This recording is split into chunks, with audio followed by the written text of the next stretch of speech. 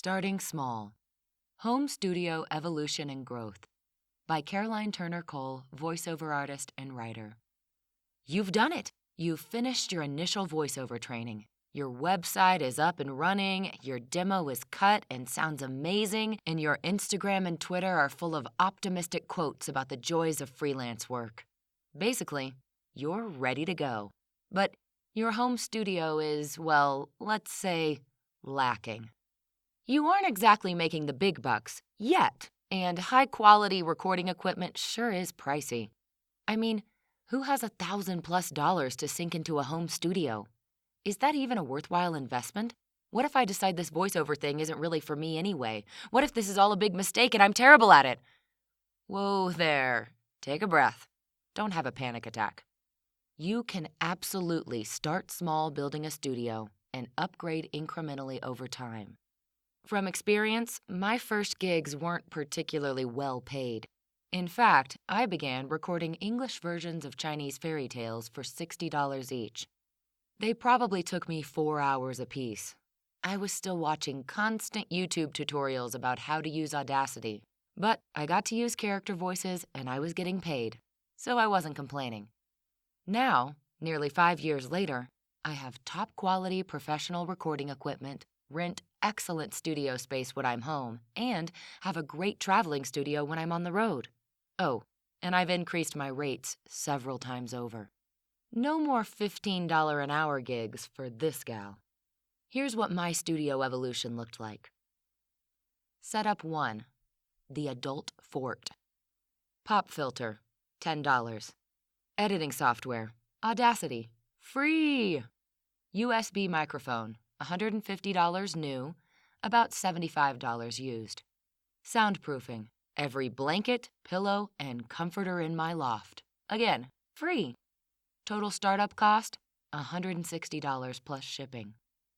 I began my professional VO journey in what I've lovingly dubbed the Adult Fort.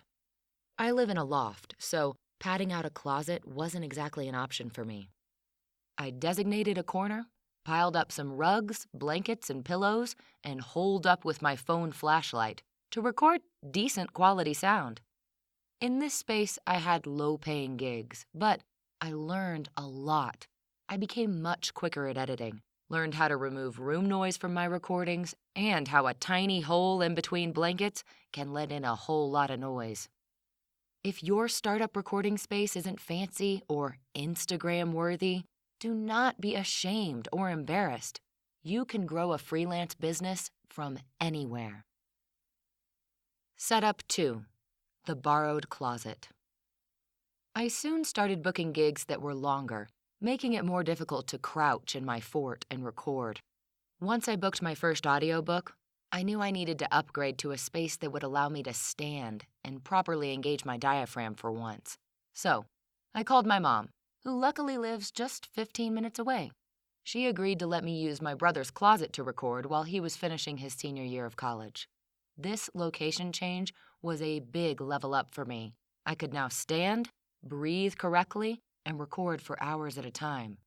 I did all this without investing in more equipment.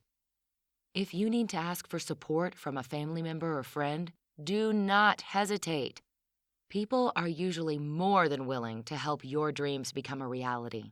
And if they aren't, ask a more supportive friend. Setup 3. A real studio. Microphone, about $400. Preamp, about $160. Headphones, about $100. Mic stand, about $50. Total upgrade cost, approximately $710 plus monthly studio rental. About 6 months into the borrowed closet, due to an angry woodpecker who had truly terrible timing, I realized it was time to think about a serious and more permanent upgrade. I began reinvesting about half of my earnings into some top-quality equipment and saving a bit so I could pay monthly rent somewhere. Luckily, I found the perfect local space with a real soundproof studio that is so quiet, it's my idea of heaven. I worked there several days a week, recording audiobooks, commercials, explainers, voicemails, character work, and whatever else comes my way. Planning your next step is crucial. don't forget to reinvest in your business along the way. Setup number 4, travel studio.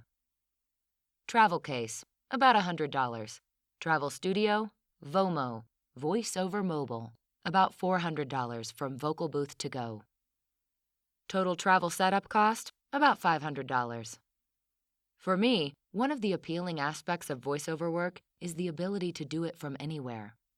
I knew when I began recording in my adult fort that one day I wanted to have a fully mobile studio with professional equipment so that I could do what I'm doing right now, traveling and working at the same time.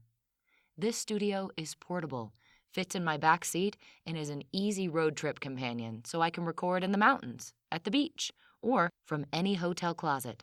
This setup isn't permanent, but it produces high-quality sound that means I don't have to turn down gigs while traveling.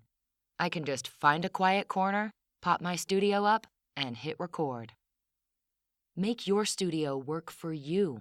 Our industry is so versatile thanks to the internet. You have the freedom to imagine the life you want and build your studio to fit.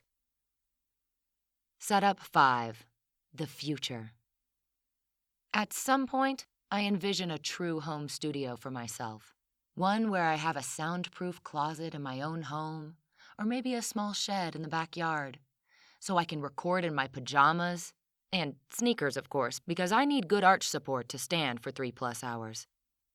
An important part of working as a successful freelancer is the ability to envision the ideal future and take small steps toward making it a reality, while being flexible along the way.